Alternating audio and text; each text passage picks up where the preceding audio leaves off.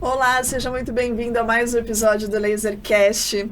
Hoje eu quero conversar com você sobre um tema muito legal, que é sobre o uso dos lasers, né, em periodontia. E para conversar sobre isso comigo, eu trouxe uma colega muito próxima a mim e que trabalha com isso há muito tempo e que com certeza vai contribuir de uma forma extremamente relevante aí, tanto para profissionais quanto para pacientes, ok? Eu trouxe ninguém mais do que a professora Fernanda Rodrigues. Seja muito bem-vinda, Muito Fê. obrigada. Vou te chamar de Fê, vou quebrar a formalidade, porque a gente já se ia conhece. perguntar se no meio do podcast você podia estar chamando Oi Lu, prof. Luana, né? Com certeza. Bom, para quem não conhece ainda a professora Fernanda, ela é cirurgiã dentista, tá? Mestre em ciências, com área de concentração em laser em odontologia pela USP. Doutora em lasers pela FAUSP também, e além disso ela é especialista em periodontia, que é o tema da nossa conversa, e em saúde pública com ênfase em saúde da família, tá? Além disso é professora da Universidade de São Francisco, além de habilitada e, claro, professora também de cursos de habilitação em laser terapia. Então, de novo, professora Fernanda, Fê, enfim, seja muito bem-vinda para esse bate-papo, a gente fica muito feliz de receber você aqui, viu? Eu que agradeço, Lu. É uma honra estar aqui, né? A Lu costuma falar que ela é uma das referências para mim, né, na área do laser, então aprendi muito com ela, ainda aprendo muito. Tivemos a oportunidade de trabalhar juntas em outras instituições, né, ou cursos fora, então é uma honra estar aqui. É verdade, a gente já trabalhou em Já. vários lugares juntas. Já. Tô lembrando aqui, até na Unisa, né? Na Unisa, Que legal, que legal. Poxa, muito bom te receber aqui. E para falar de um tema, né, Fê, que foi um dos que começou com tudo. Por exemplo, terapia fotodinâmica começou muito na pério, né?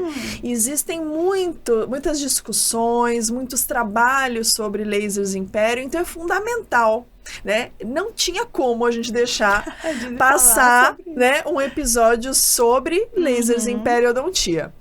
E aí, justamente para começar, eu já pontuo aqui, e também a gente já direciona um pouquinho a conversa, que é assim, é notório que dentro da periodontia, o uso dos lasers, ele caminha aí numa interface de vários procedimentos. Desde procedimentos mais simples, não cirúrgicos, até os tratamentos periodontais cirúrgicos. Então, o laser transita aí tanto baixa quanto alta potência em todos esses tratamentos, né? Perfeito. Só que vamos começar a conversa pontuando para quem está nos assistindo, né, sobre primeiro quais são essas indicações do laser, né, em procedimentos não cirúrgicos da periodontia. Perfeito, Lu. Como bem você falou, né? Então, os lasers em si, eles vão permear por diversos tipos de tratamento, né? Então, quando a gente fala num tratamento periodontal em si, né? Aí a gente está falando de partindo do pressuposto que eu estou tratando algo inflamatório. Então, tive uma inflamação ali local dos meus tecidos periodontais e eu vou tratar ali através, né? Com o uso de uma terapia convencional, né? Eu gosto sempre de falar, os lasers, eles não vieram para substituir, né, o que a gente já faz na odontologia, né, a nossa terapia que já funciona, né, temos muito mais do que evidências de que funciona, né, um bom tratamento periodontal, o controle adequado do nosso paciente. Então, o laser, ele veio para agregar esses procedimentos, né. Então, quando eu falo em controlar um processo inflamatório ali no contexto da periodontia, então eu estou falando ali também da minha ação do meu laser, né? E aí, dentro dos lasers de baixa potência, claro que a gente tem que falar da terapia fotodinâmica antimicrobiana, que aí ela vai ser, além de ajudar ali na gente nesse controle, né, de possíveis micro-organismos que podem ficar ali de forma residual após um tratamento, a gente entraria também com laser de baixa potência ali no controle, promovendo uma ação anti-inflamatória, uma modulação desses tecidos e até mesmo promovendo uma ação analgésica ali após após um tratamento convencional. Então, assim, a gente pode usar desde o controle ali daqueles micro-organismos até mesmo promovendo os benefícios que a gente conhece muito bem do laser de baixa potência. Com certeza, né? Eu sou super suspeita, né? Tô aqui só falando sobre essa tecnologia que vem, assim, junto comigo há tanto tempo e cada ano que passa reforça ainda mais os benefícios, sou cada vez mais fã. E é tudo que você falou, né? A gente sempre caminha junto com o tratamento convencional. Eu escuto muitas críticas, às vezes, de periodontistas. Não, mas o que funciona é raspagem. A gente não tá aqui para negar que funciona, né? O tratamento periodontal convencional é crucial. Não estamos aqui falando para ninguém parar. Pelo contrário, né? Entra como uma terapia adjuvante extremamente interessante, né? Uma proposta muito interessante aí para melhorar os resultados. Mas, você comentou aí, por último, que você faz também terapia fotodinâmica, né? E sim, muito legal, muito importante, trabalhos crescentes em literatura mostrando seus benefícios na pério, enfim. Mas a gente sabe que existem dispositivos como a fibra ótica que são propostas não só para o tratamento endodôntico, por exemplo, mas que também a gente pode lançar mão para tratar bolsa periodontal. Então, você tem experiência com essa utilização? Tem pacientes, não, tem profissionais, né, que ficam em dúvida se realmente o uso da fibra no tratamento periodontal é fundamental, ou até aqueles que não têm a fibra, têm a dúvida se ele não usar a fibra e fizer a PDT com uma irradiação transgengival, se você percebe aí resultados semelhantes. Então, eu queria que você explicasse um pouquinho sobre esse dispositivo, alertando aí também esses profissionais. Perfeito. Então, quando a gente fala de inserir ou não o uso da fibra, né, associada ali à terapia fotodinâmica antimicrobiana, a gente vai encontrar primeiro algumas barreiras. Conforme você já falou, até recentemente eu recebi várias perguntas de periodontistas, né, me questionando sobre o uso.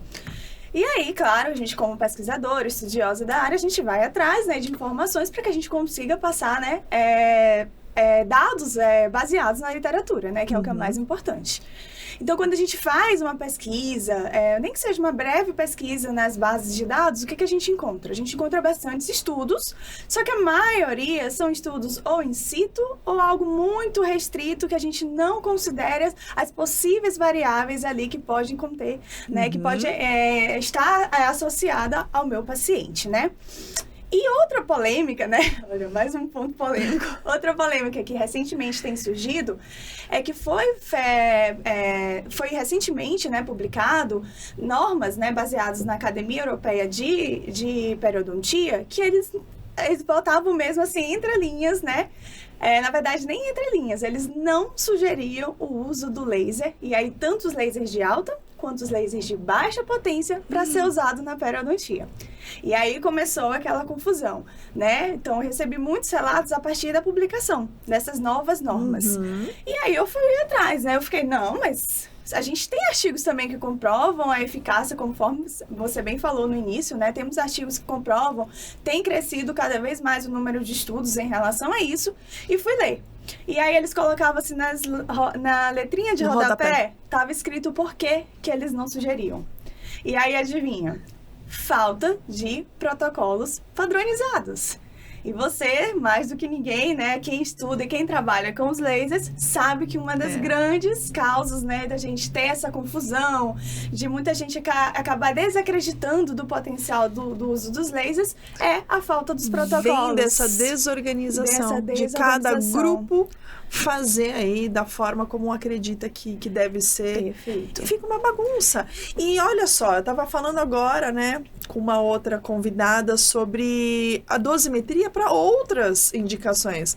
Para mucosite é a mesma coisa, para outras, enfim, situações clínicas, a gente vê que é a mesma história, é sempre a mesma coisa. A falta de padronização. Então, mais uma responsabilidade para nós, né, na condição de professores e pesquisadores, seguirmos aí com para essa padronização. Desde a nomenclatura até a escolha da dosimetria correta. E sempre pontuando também as unidades de medida de forma correta, né? Os protocolos completos, com tempo e tudo mais. Mas é isso, eu acho que, assim, a gente precisa muito ter isso de uma forma homogênea, de uma forma mais responsável. Só complementando, Lu, a sua pergunta, né? E aí, você usaria É verdade, conta pra nós. A terapia fotodinâmica antimicrobiana?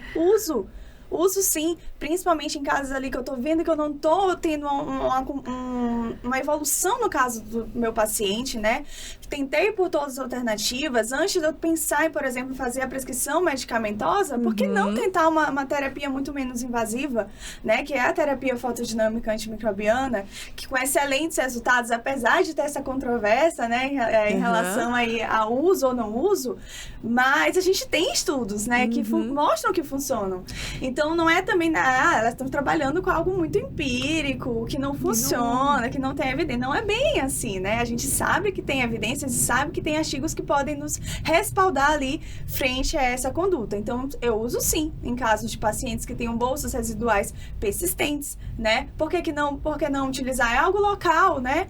E ali também, mesmo se você não tem a oportunidade de ter o dispositivo, né? A fibra ali, a sua mão, enfim, por diversos motivos, você pode sim fazer como você falou, né? A técnica através do próprio tecido periodontal. Então, a luz, ela tem uma capacidade mínima ali de meio que de profundidade, ela vai penetrar naqueles tecidos, mesmo que não seja tão eficiente para chegar naquelas bolsas, né, mais profundas, ainda assim ela vai promover um efeito, né? Então não deixa de fazer. Não deixar de fazer, porque você não tem a fibra, Nossa, né? quanto tempo? Porque alguns anos atrás, quando a gente começou, não tinha a fibra e a gente fazia assim mesmo. E dava resultado, Exato. Né? Então, que não seja um empecilho para quem não tem, né? Ou para quem ainda não se sente seguro para a utilização, não teria esse problema. Pelo menos é o que eu percebo, mas eu gosto de te questionar sobre isso, porque você é especialista, tem muito mais experiência que eu dentro da pério. Eu acho super interessante pegar esses relatos, né?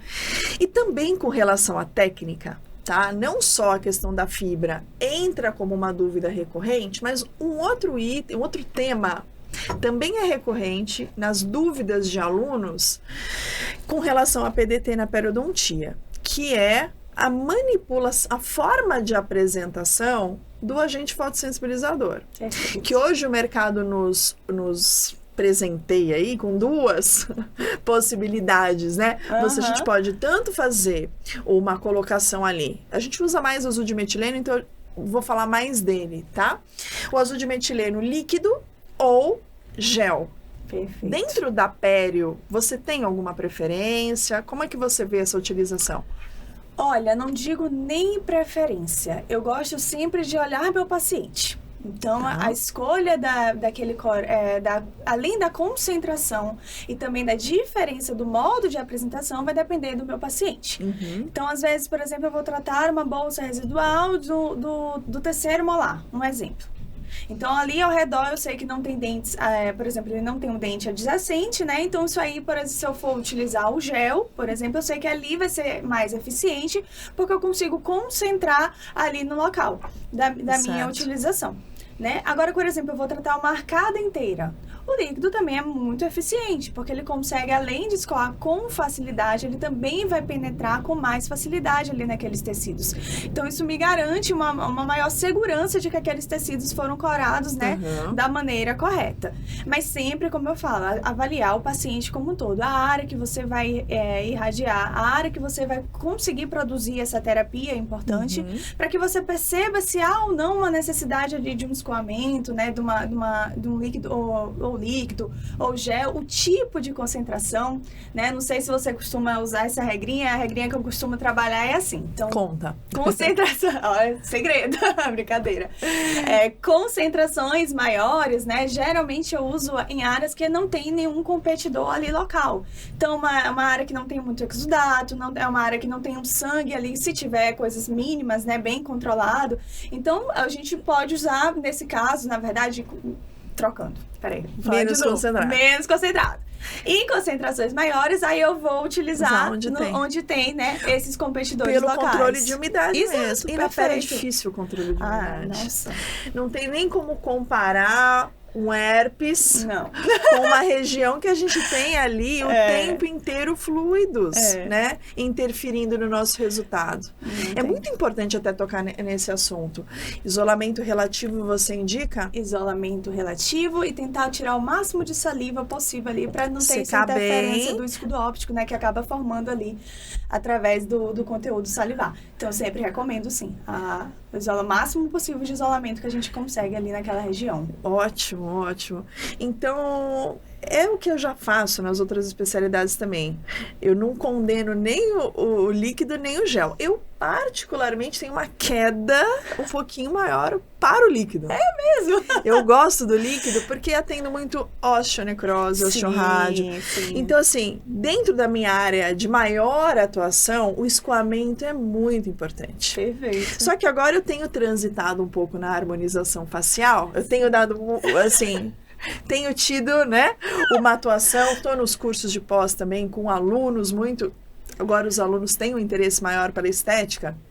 E, por exemplo, para face, o líquido não vai já também. É tão eficiente. Então, assim, aquele seu raciocínio, ele vale para outras especialidades. Com porque certeza. Se eventualmente quem está nos assistindo não faz tanto pério, se interessa pela pério, mas tem casos de harmonização de outras especialidades, né? A gente, quando decide por um ou por outro, vai depender do quanto a gente quer ou não de escoamento ou retenção. Perfeito. Daquele corante. Posso contar uma história, Lu? Claro. Se me permite, em relação justamente ao azul de metileno, né? Assim como também trabalho na área da periodontia, eu também caminho pela dentística, né? Então, essas são as minhas duas especialidades ali. E aí, uma vez, olha a história... Na época, né, pra quem nem cheguei a falar no início, né, mas eu sou do Maranhão, né, então eu moro já há um tempo aqui em São Paulo, mas sou maranhense. Então, na época, no Maranhão, assim que eu comecei a estudar um pouco mais os lasers, era difícil chegar o acesso ao azul de metileno, né, então as pessoas nem conheciam, não sabiam. Então, eu não tinha com tanta disponibilidade, né, desse esse produto comercializado, feito de maneira industrial, ali fácil acesso. Então, o que aconteceu? Eu falei, eu vou numa farmácia de manipulação. E mandei manipular um azul de metileno. Na época, o farmacêutico até me confirmou que estava na concentração ideal, né? Acreditei. Só que na hora que eu fui usar o azul de metileno, né? Coloquei num dentinho. E aí eu vi que tava um azul muito forte. Eu falei... Nossa, mas eu não lembro do azul de metileno. Ele é um azul até que meio que uma cor vívida, né? Mas não é tão assim, né? Aí eu apliquei. Quando eu fui lavar, quem disse que saía? O dente do meu paciente ficou azul. Então, assim... Mas não era o central. Não era o central. Ai, meu Deus. Não minto, era o central. Eu até costumo brincar com os meus alunos. Era o central. E era de um dente descido. Era uma pesquisa sobre dentes descidos da terapia fotodinâmica antimicrobiana. Então, aí eu sempre faço esse alerta. Cuidado. Mesmo que você não consiga encontrar aí de fácil acesso, ou viu que acabou e esqueceu de comprar, então tenha cuidado aonde você vai fazer essa manipulação para que não acabe acontecendo esse tipo de erros, né? Porque assusta, ainda que com o tempo aquilo tenha uma certa diluição na saliva, sai. Assusta o clínico, né? Você fica... Como é que o paciente vai embora da cadeira? Não quero sair com o dente assim. Sair com o dente azul, né? Mas hoje já facilita, uma vez que as dentais, grande parte das dentais que atendem o Brasil inteiro, facilitam. Então, eu gosto de mandar manipular, eu sou de um time, eu gosto dele em spray, então eu mando manipular. Porém, se você nunca comprou, né? As pessoas que nunca compraram, hoje conseguem comprar pela dental nas concentrações que a gente estava discutindo. Eu não sou contra, é só você procurar uma farmácia de confiança. Se você trabalha com alguém que já faz, já é acostumada, não é problema nenhum. Perfeito, é isso mesmo. Bom,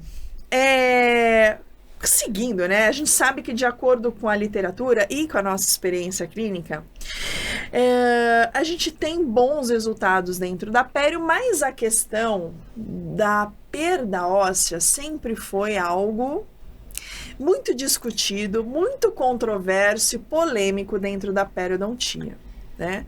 Você, dentro dessa sua experiência que a gente estava falando, você acredita nesse ganho? Como que você percebe isso com relação à perda óssea real mesmo, assim, bem objetivamente? Como é que você vê o uso do laser e talvez da terapia fotodinâmica também nesse processo? Nesse processo, tá. O que eu vejo bastante, muita gente pergunta isso, então é capaz a gente fazer várias regenerações? Eu falo, calma, gente, tudo tem um porquê, né, uma explicação e, claro, principalmente a gravidade que esse paciente chegou aqui para mim. Com certeza. Então, se é um paciente que está ali com uma periodontite crônica, né, algo mais severo, então ali eu já tenho uma perda óssea considerável. Então, dizer para o meu paciente ou prometer que ele vai ter a regeneração é até um pouco arriscado, né? Então, o que eu percebo em pequenos casos, a gente ganha sim, mas isso a gente já ganha no nosso tratamento convencional também. Então, se eu faço um bom tratamento periodontal, né, a gente tem aquela modificação ali dos meus ligamentos, dos meus tecidos ali periodontais, do espaço biológico, a gente transforma até, em alguns casos, nem digo transformar, aquele paciente que, por exemplo, porventura, ele teve um histórico de periodontite, ele passa a ter ali um epitélio, digamos, de uma forma reduzida, um espaço biológico reduzido, né? E aí, às vezes, nessa transformação, né, nesse tratamento do meu paciente que tem essa mudança no tamanho do meu espaço biológico, pode vir associada a um ganho ósseo, né? Então, isso também está atrelado ali ao meu tratamento convencional. Aí, partindo do pressuposto de tudo que nós sabemos que o laser faz, é óbvio que ele ajuda. Então, o tratamento ele vai fazer essa função, mas o laser ele vai auxiliar ali para que aquilo tudo aconteça de uma maneira mais eficiente, de uma maneira mais que ofereça para o meu paciente, digamos, um resultado mais favorável. Mas sempre, gente, cuidado ao prometer coisas, né? Dizer, eu vou tratar, eu vou esse osso eu vou recuperar. Além disso, o que a gente tem visto com bastante ganho, né, é quando eu associo a terapias regenerativas. Então, por exemplo, eu tenho feito bastante cirurgias de enxertos nos meus pacientes, né, não enxertos ósseos, mas enxertos de tecido conjuntivo ali na recuperação daquele tecido perdido. Então, tenho associado ao laser, tenho tido bons resultados, desde um pós-operatório melhor, até mesmo o ganho daquela nova faixa de tecido keratinizado que esse paciente vem adquirir ali após as cirurgias. Né? Então, associar as terapias convencionais, as terapias regenerativas, tem mostrado bastante sucesso. Não sei se é da sua opinião. Com certeza mas eu tô aqui até pensando disso que você acabou de comentar, de prometer resultado. Não dá em nada, porque em biologia não tem. Não tem, não é exata. A gente depende da resposta do hospedeiro, depende, cada paciente tem uma resposta. Perfeito. E são tantos fatores individuais que influenciam, poxa, até se ele tem uma doença sistêmica de base que possa interferir na resposta clínica. Então, é para tudo, né? Eu costumo, apresento as terapias e possibilidades como ferramentas que têm potencial, mas deixando sempre muito claro, e cada vez mais claro para que não tenha dúvidas de que a gente também depende de um cuidado individual, né? Com certeza. Sempre orientação de higiene, né? Os cuidados pós-operatórios. Tratamento periodontal, eu costumo falar até para os meus alunos, vai desde o acolhimento àquele paciente, é um paciente que às vezes a gente, você não higieniza, mas o porquê? Por que não higieniza? O que está acontecendo? Será que ele sabe higienizar de forma correta? Então, é desde esse acolhimento ali do cuidado básico, né, da prevenção, né, da higienização, a trazer aqui para um tratamento mais complexo, um tratamento, digamos, mais completo, melhor assim falando, né? E aí você vai vendo, acompanhando a evolução desse paciente. Então, a gente vai mudando o acompanhamento. É incrível, né? Uma vez que o paciente veste a camisa, entende que é importante. Parece uma mágica. Exato. Eu fico babando nos tratamentos e reabilitações de pacientes com doença periodontal. É incrível, isso né? Mesmo. E depois até o laser para manutenção desses resultados positivos é incrível. Perfeito. Porque você vai, né, naquelas consultas de rotina, mantendo o tecido e que fica cada vez melhor, menos inflamado, né? E tudo isso. Só que além, né, se a gente for um pouco além das doenças e tal, que a gente estava dizendo agora, um outro ponto, né, que chama muita atenção, não só de profissionais, mas principalmente de pacientes, é a questão das cirurgias, Perfeito. tá? E quando a gente fala de cirurgia, a gente pensa muito nas cirurgias estéticas, que a gente sabe que a gente pode fazer com os lasers de alta. Alguns exemplos: gengivectomia, despigmentação melânica, entre muitas outras. E essas todas, a gente sabe que também podem ser realizadas de uma forma convencional, com uma lâmina de bisturi, né? E como é que você enxerga esses procedimentos clínicos sendo realizados com laser? Onde eu vejo muitos periodontistas falando muito de dano térmico, de efeitos não tão favoráveis dentro da periodontia. Não é o que eu enxergo, mas eu queria uma visão sua, né, como especialista em periodontia, para discutir, tá? Como você vê os lasers de alta aí nesses tratamentos de cirurgias estéticas periodontais? Perfeito, Lu. Olha, é assim, quando as pessoas perguntam, você faz cirurgia com laser ou faz com bisturi convencional? Eu faço as duas. Então, eu tenho experiência para falar um pouquinho de cada uma.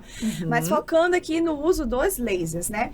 Quando a gente escuta, tem alguma relação com dano térmico ou tá causando ali alguma iatrogenia, aquecimento àquele meu tecido, aí eu vejo mais como falta de informação. Não falta de informação que o laser ele pode causar. Pode ser usado com protocolos inadequados. Agora, quando eu sei fazer o manuseio correto do meu equipamento, eu sei escolher o modo como eu quero utilizar aquele equipamento, potência, frequência, modo pulsado, modo contínuo ali, dependendo da indicação do seu tratamento, aí a chance da gente conseguir controlar o máximo possível aqueles possíveis danos é possível, né, na verdade, da gente conseguir coordenar isso para que não acabe acontecendo esses possíveis danos ali àquela minha área, mas eu nem gosto de chamar muito de danos, né? Porque mesmo quando a gente quer fazer algum dano, querendo ou não, a gente ainda tá ajudando ali de alguma forma. Não sei se ficou muito clara essa parte, né? Pelo menos. Então, assim, quando a gente faz o uso dos lasers em qualquer um desses procedimentos em tecidos moles, o que a gente observa? Né? Então, já tem estudos que mostram pra gente que a gente vai ter várias áreas, né, que vão acabar acontecendo ali naquele meu tecido envolvido. Então, a gente tem uma área de carbonização, a gente tem uma área de coagulação, uma área de desnaturação e uma área ali muito importante que ele vai estar agindo como laser de baixa potência. Então, muita gente até acaba me questionando, entre o bisturi e o laser, qual é a diferença, né? Eu vi que recentemente a Lu veio aqui falar, a Lu Luciane Azevedo veio aqui falar, e ela explicou muito bem, o bisturi não tem interação com os meus tecidos como o meu laser tem. Né? Então, o laser, além dele estar promovendo aquele corte ali local, né, controlado, ele está funcionando como laser de baixa potência ali em áreas mais adjacentes. Isso é o que a literatura mostra pra gente. E é um grande diferencial. É um grande diferencial de eu estar fazendo. Além disso, para o meu paciente. Agora, como é que o meu paciente percebe isso? Meu paciente, eu vou fazer uma cirurgia para ele com laser. Ele viu do colega, por exemplo, uma frenectomia em crianças. Que, gente, é um desespero fazer frenectomia em crianças. De forma convencional. Controlar sangramento, a criança que tá ali, né, agoniada com a situação, tem pontos de sutura. Então, nessas cirurgias, para mim, o ganho que a gente tem de fazer com os lasers nem se compara. Não dá pra comparar. Eu tenho menor tempo clínico, né? Eu consigo fazer o procedimento muito mais rápido. Sem sangramento. Necessidade de anestésico, sem sangramento, que a gente falou aqui. Né? O laser, ele tá funcionando ali como uma área de coagulação. Então, assim, gente, é só maravilhas. Só maravilha. E essa questão da sutura é algo que vale muito pontuar. Nossa! Porque, principalmente paciente pediátrico, ou eu que atendo pacientes especiais, é um ganho tremendo. Parece que não, mas o simples fato de nem enxergar a agulha, todos aqueles instrumentais, nossa, a gente ganha muito. Não só do resultado, que é incrível, mas também no manejo dos pacientes e até adultos que têm ansiedade, que não gostam. Aliás, a maioria, né? Ninguém gosta de uma cirurgia. Ninguém gosta de enxergar o bisturi. É verdade. Né? E até nisso de gengivectomia, gengivoplastia, você sabe que até eu que atendo mais os pacientes especiais e recebo alguns casos de fibromatose, de hiperplasia gengival medicamentosa, inclusive para esses pacientes que eles têm recidiva dessas lesões, né?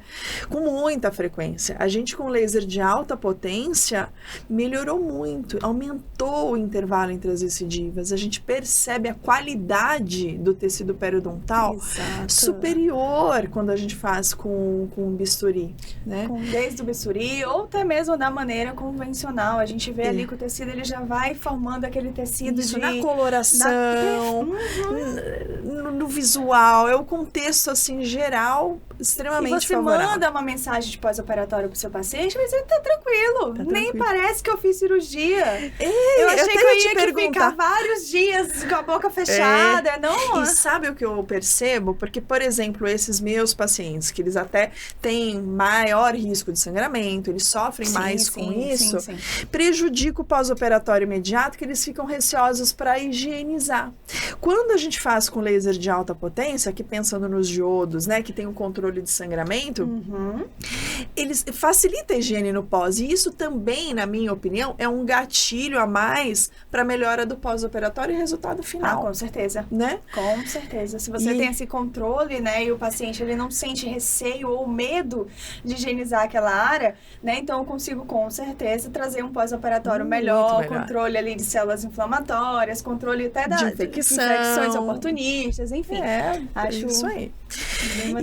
E assim, a gente sabe que na prática clínica, né, a maior parte dos dentistas acabam utilizando os lasers de diodo de alta potência.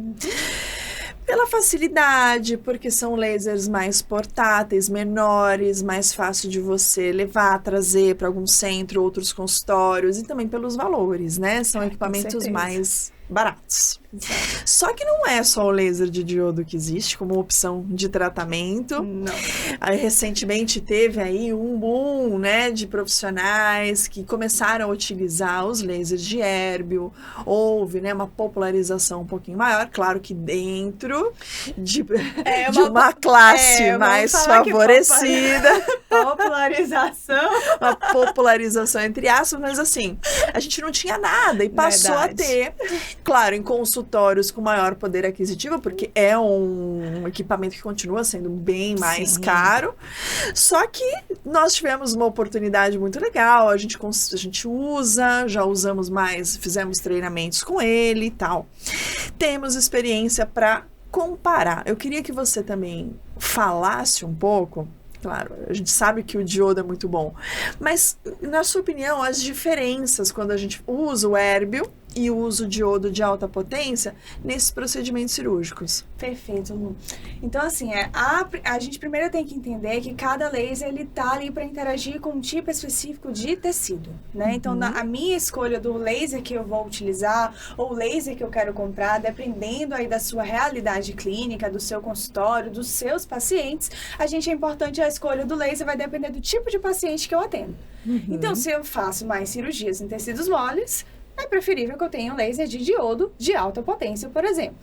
Agora, se eu tenho uma demanda ali de casos estéticos que envolvem também casos ali de cirurgias plásticas periodontais, o laser de Erbil também pode ser uma excelente opção, né? Apesar, como você bem falou, do custo. Mas ele é uma excelente opção. Inclusive, é o sonho de consumo de todo mundo que trabalha ou estuda com os lasers, né?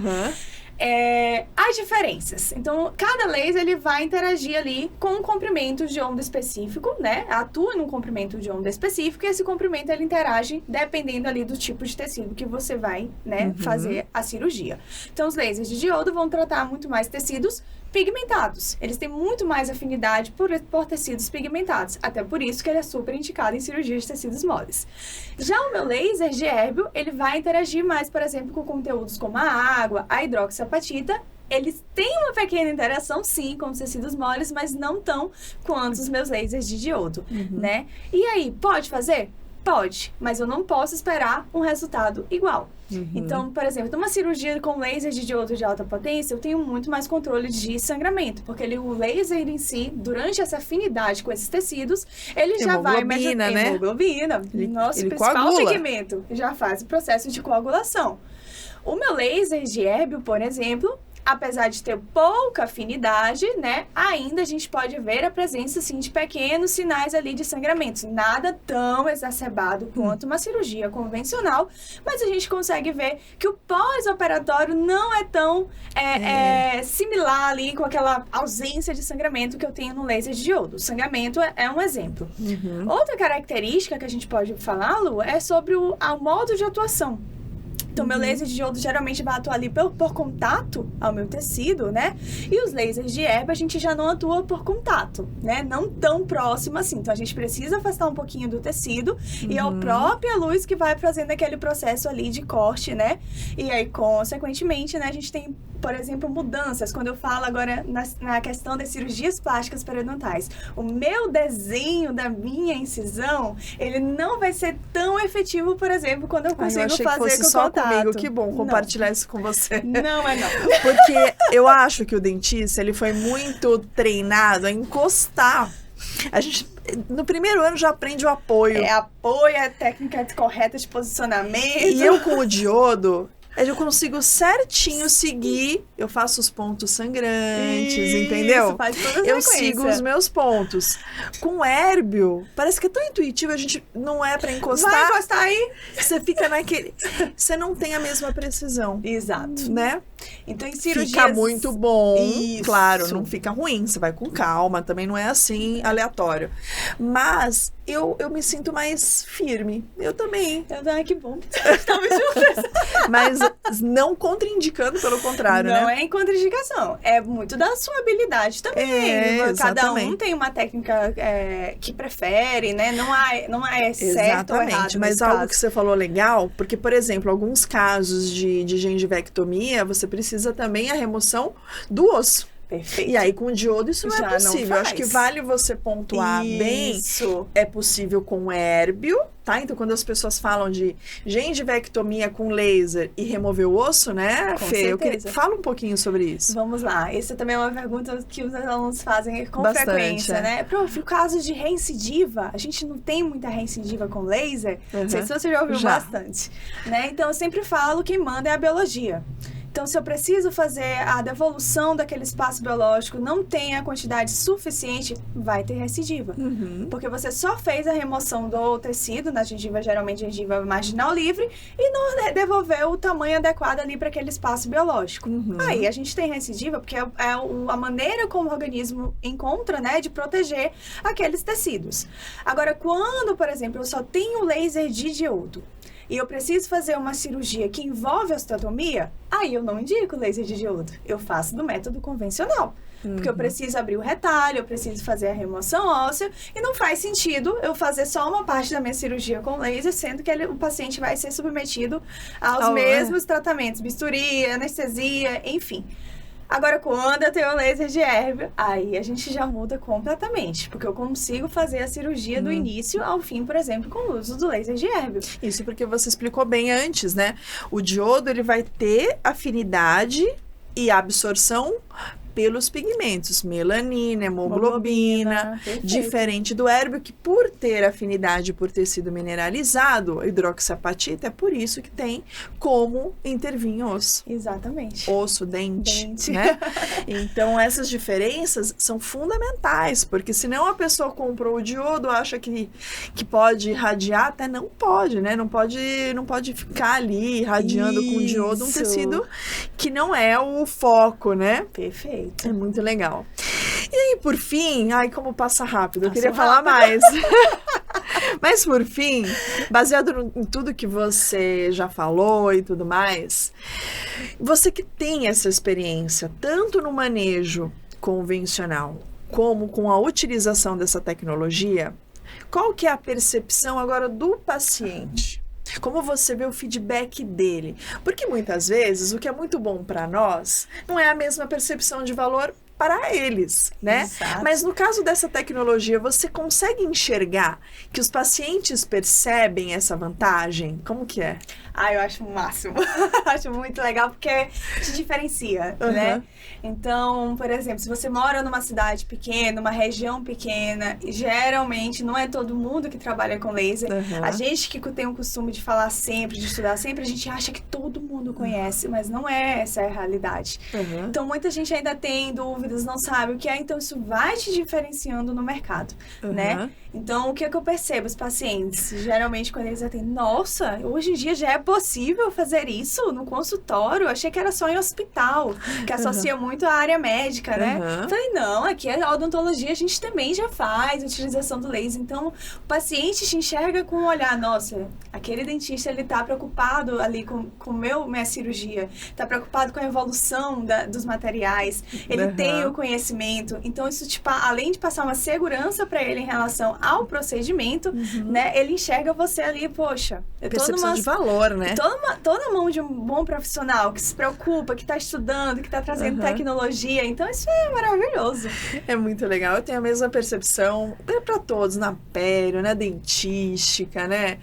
Em todas as especialidades a gente percebe que o paciente tem essa mesma visão. A gente vê por nós, né? Se eu vou no médico, num vascular, num oftalmologista, que me propõe um tratamento convencional com laser, eu não sei nem o que é, eu já falo laser. Laser, também é fácil, também. Né? Falou laser, eu tô dentro. Porque a gente sabe que é uma tecnologia, poxa, precisa, segura, minimamente invasiva. Hoje as pessoas têm mais informações mesmo com relação a isso, e a gente sabe que entra como uma vantagem muito legal, muito proveitosa, né? E aí você conversa com o paciente, você consegue dar previsibilidade ao tratamento dele. Você consegue dizer, olha, que o pós-operatório vai funcionar dessa maneira, você pode tirar fotografias para registrar, né?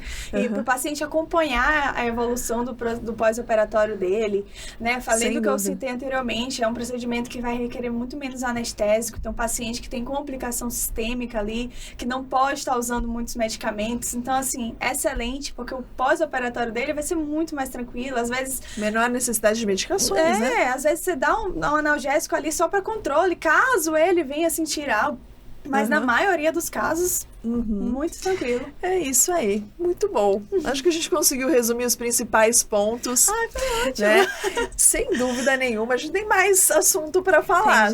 Não vão faltar oportunidades para que a gente tenha mais encontros por aqui. Vai ser um grande prazer a gente continuar essa conversa. Mas por hoje eu te agradeço muito. Sei que você não mora em São Paulo, veio para cá nos prestigiar com o seu conhecimento, com toda a sua simpatia. Ela é toda sorridente. Se eu deixar as duas ficam rindo à toa aqui o dia inteiro, né? Desse jeito. Desse jeito. Impossível, né? Mas, Fê, obrigada, tá? De coração, de novo. E para vocês que ficaram conosco, agradeço também. Deixo novamente aqui, como em todos os vídeos, o recado para que vocês deixem seus comentários. Se vocês ficaram com alguma outra dúvida, tem mais curiosidades, a professora Fernanda é super acessível também. Ela com certeza vai nos prestigiar com as respostas aqui no YouTube ou no próprio Instagram. E eu aguardo vocês no nosso próximo vídeo. Até lá!